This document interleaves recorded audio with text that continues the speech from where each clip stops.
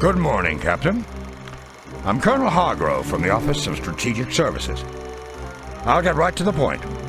As you know, the OSS was formed 2 years ago by presidential order to serve as the intelligence branch of the United States military. Our job is anything and everything. Espionage, sabotage, subversion, search and rescue, you name it, we do it. I've been asked by the director to brief you on some of our main field operatives, whose actions you will heretofore be overseeing. This is the file for Sergeant John Baker. He's a recent OSS recruit, currently serving in Italy as part of Operation Avalanche. He and his men will next be tasked with seizing an Enigma machine to help with our code-breaking efforts, but mainly, he'll be prepping the area near the Volturno line for our incoming forces, i.e. causing as much damage to German defenses as humanly possible.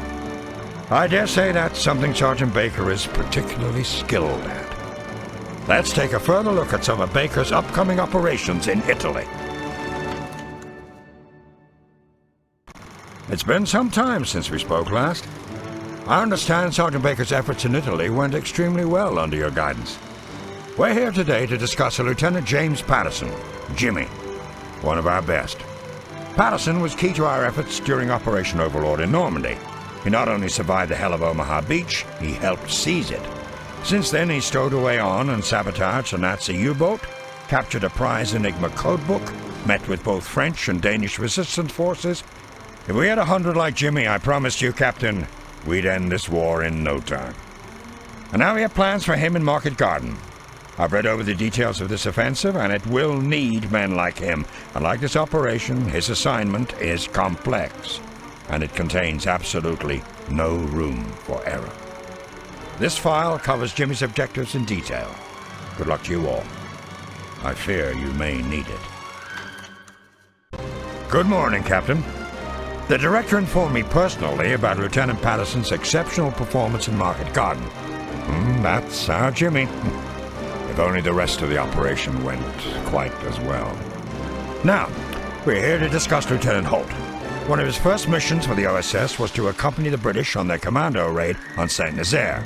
We no longer need worry about the battleship Tirpitz, but Allied forces paid a terrible price that day. Holt was one of the few men to survive. The lieutenant is currently in service in the Ardennes on an assignment of vital importance, but we're temporarily diverting him to aid your efforts nearby.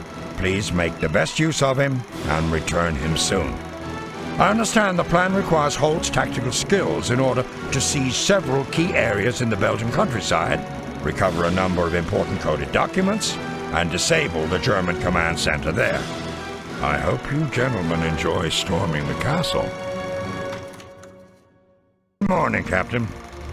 You may have heard, but reports have been filtering in this morning about Russian tanks entering Berlin. Germany is on the verge of surrendering. We're perhaps days away from their total capitulation.